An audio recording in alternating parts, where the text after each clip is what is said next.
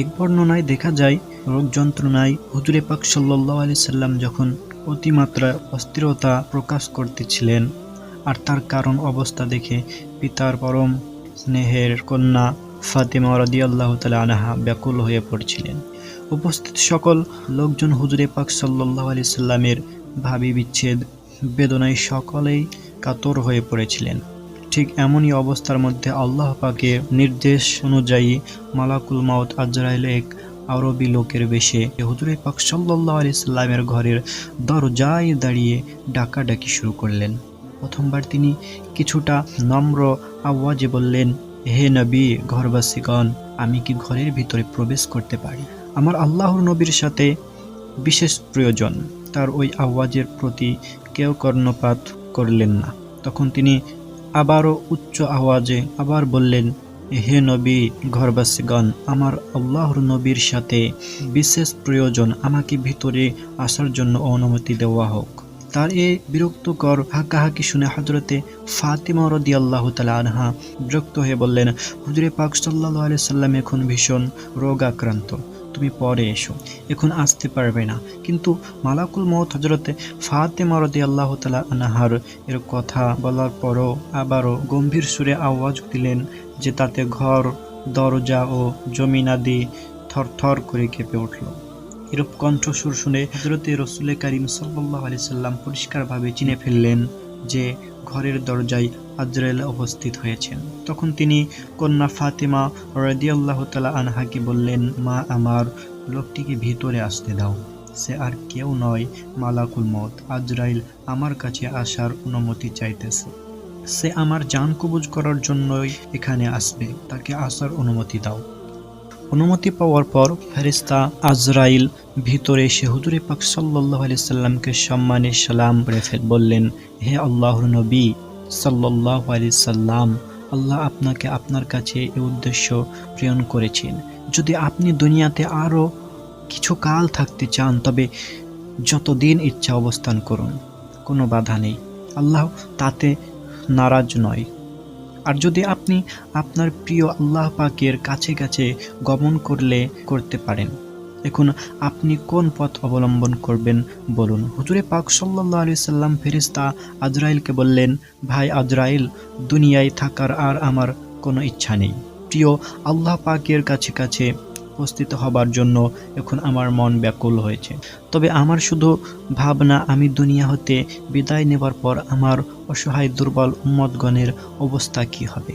হুজুরে পাক সাল্লাল্লাহু আলাইহি সাল্লাম ফেরেশতা আজরাইলের কাছে কথাটি বলার মুহূর্তেই প্রধান ফেরেশতা জিবরাইল এসে সালাম করে হুজুরের পার্শ্বে উপবেশন করলেন।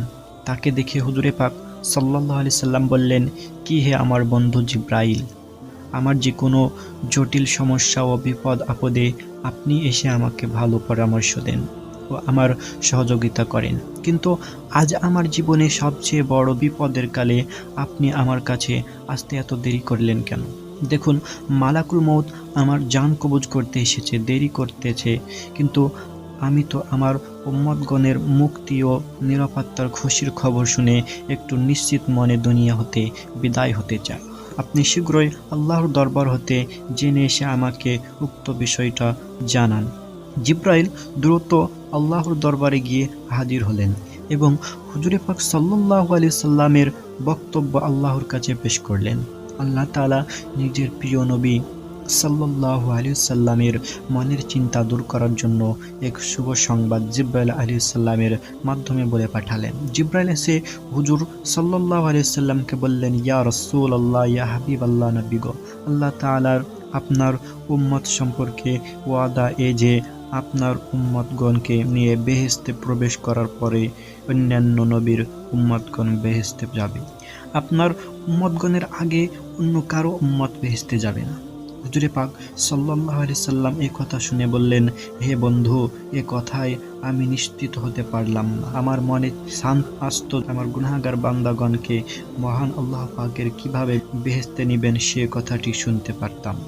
জিবরাইল পুনরায় আল্লাহর দরবারে গিয়ে আল্লাহর কাছ থেকে জবাব এনে হুজুরে পাক সাল্লাল্লাহু আলাইহি সাল্লামকে জানিয়ে দিলেন, হে আল্লাহর নবী, যদি আপনার কোনো উম্মত সারা জীবন গুনাহ হতে লিপ্ত থেকে মৃত্যুর মাত্র 1 বছর পরেও আল্লাহর দরবারে তওবা করে, তবে আল্লাহ তার সারা জীবনের গুনাহ মাফ করে তাকে বেহেশত নসিব করবে। সুবহানাল্লাহ। হুজুরে পাক সাল্লাল্লাহু আলাইহি সাল্লাম শুনে বললেন, বন্ধু জিবরাইল, আপনার এই কথাও আমার মনে শান্তি পেলাম না, কেননা আমার উম্মত মৃত্যুর নির্দিষ্ট তারিখ কি করে জানবে, আর কি করেই বা তার 1 বছর পূর্বে তওবা করবে। তাই এ ব্যবস্থায় আমার উম্মতের কোনোই উপকার হবে না। রাসূল সাল্লাল্লাহু আলাইহি সাল্লাম এর মনে শান্তি এলো না দেখে পুনরায় জিবরাইল আল্লাহর দরবারে হাজির হয়ে রাসূল সাল্লাল্লাহু আলাইহি সাল্লামের বক্তব্য পেশ করলেন এবং আল্লাহর দরবারে হতে নতুন প্রতিশ্রুতি নিয়ে আবারও রাসূল সাল্লাল্লাহু আলাইহি সাল্লামের সামনে উপস্থিত হয়ে তাকে শোনালেন, হে আল্লাহর রাসূল সাল্লাল্লাহু আলাইহি সাল্লাম, আল্লাহ তাআলা আপনার মনের সন্তুষ্টির জন্য এ প্রতিশ্রুতি দিয়েছেন যে যদি আপনার কোনো উম্মত সারা জীবন গুনাহে লিপ্ত থেকে মৃত্যুর পূর্ব মুহূর্তে তার ভুল বুঝতে পেরে আল্লাহর ভয়ে তওবা এবং আল্লাহর দরবারে ক্ষমা প্রার্থনা করে, তবুও আল্লাহ তার সকল গুনাহ মাফ করে দিয়ে তাকে বেহেশতের যোগ্য করে লইবেন। সুতরাং হে নবী, আপনার কোনো চিন্তার কারণ নেই। আল্লাহর তরফ হতে এরূপ প্রতিশ্রুতি লাভ করে এবার হুজুরে পাক সাল্লাল্লাহু আলাইহি সাল্লাম নিশ্চিত হলেন এবং তার মন শান্ত হলো। তখন তিনি ফেরেশতা জিবরাইলকে বললেন, হে বন্ধু, আমার মন এখন অনেকটা শান্তি পেলাম, তবে আমার উম্মতগণের বিষয় আরও 3টি কথা আছে। আমি আল্লাহর তরফ হতে ওইগুলো সম্পর্কে জবাব শুনতে চাই। যদি তার জবাব পাই তাহলেই সম্পূর্ণ নিশ্চিন্তে আল্লাহর দরবারে হাজির হতে পারি। আল্লাহ তাআলা তার মনের সে বিষয়গুলো জানতেন। সুতরাং এবার সরাসরি আল্লাহর দরবারে হতে ইলহাম এলো, হে আমার নবী, আপনার কোনো চিন্তার কারণ নেই। জেনে রাখুন, আপনার উম্মত হিসাবে তাদের উপরে আপনার যে রূপ দরদ, তারা আমার বান্দা হিসেবে আমার দরদও তাদের উপরে কোনো কম নেই। আপনি যেমন তাদের সকল প্রকার কল্যাণ ও মঙ্গল কামনা করেন, ঠিক আমিও তাদের কল্যাণ ও মঙ্গল কামনা করি। অতএব আপনার উম্মতগণের ভালাই ও উপকারের জন্য যা করতে চাহেন আমি তা সব কিছুই মঞ্জুর করব। সুতরাং তাদের সকল বিষয় আপনি আমার উপরে রেখে নিশ্চিন্ত হন। আল্লাহ পাকের তরফ হতে এরূপ ভরসা পেয়ে নবী সাল্লাল্লাহু আলাইহি সাল্লাম এর মনে পূর্ণ শান্তি লাভ করলেন। তারপর তিনি ফেরেশতা আজরাইলকে বললেন, ভাই আজরাইল, এখন আপনি আপনার কর্তব্য সম্পাদন করতে পারেন। হুজুরে পাক সাল্লাল্লাহু আলাইহি সাল্লাম এভাবে অনুমতি দেওয়ার পর ফেরেশতা আজরাইল তার পবিত্র রূহ বের করার কাজ শুরু করলেন। প্রথমে তিনি তার একখানা হাত হুজুরে পাক সাল্লাল্লাহু আলাইহি সাল্লামের সিনার উপর রাখলেন, তারপর তার কার্য শুরু করলেন। হুজুরে পাক সাল্লাল্লাহু আলাইহি সাল্লামের চেহারার রং তাতে একবার এক রকম হতে লাগলো। রূহ কবজের ভীষণ কষ্টে তার সর্বশরীর ঘেমে গেল। তিনি আজরাইলকে বললেন, হে মালাকুল মউত, তুমি একটু বিরত হও, তোমাকে একটি কথা জিজ্ঞেস করতেছি। তখন আজরাইল বললেন, ইয়া রাসূলুল্লাহ, ইয়া হাবিবাল্লাহ, নবী গো, কি কথা জিজ্ঞেস করবেন করুন।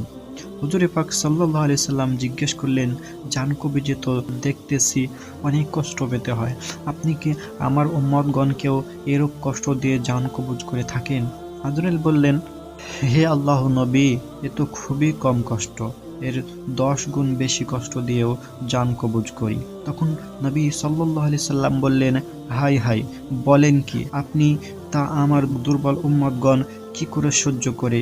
আপনি এক কাজ করুন, আমাকে আপনি যত বেশি সম্ভব কষ্ট প্রদান করুন এবং আমার উম্মতগণের জান কবজের কালে অল্প কষ্ট দিন। জবাবে আজরাইল বললেন, হে উম্মত দরদি নবী সাল্লাল্লাহু আলাইহি সাল্লাম, এ বিষয়ে আপনার ভাবতে হবে না। আমার প্রতি আল্লাহর নির্দেশ আছে, যারা আপনার খাঁটি উম্মত হবে তাদের জান আমি এমন আসানি ও আরামের সাথে কবজ করব, যেমন কোনো দুগ্ধ পশু শিশু তার মায়ের কোলে বসে মায়ের দুধ পান করতে করতে আরামে ঘুমিয়ে পড়ে।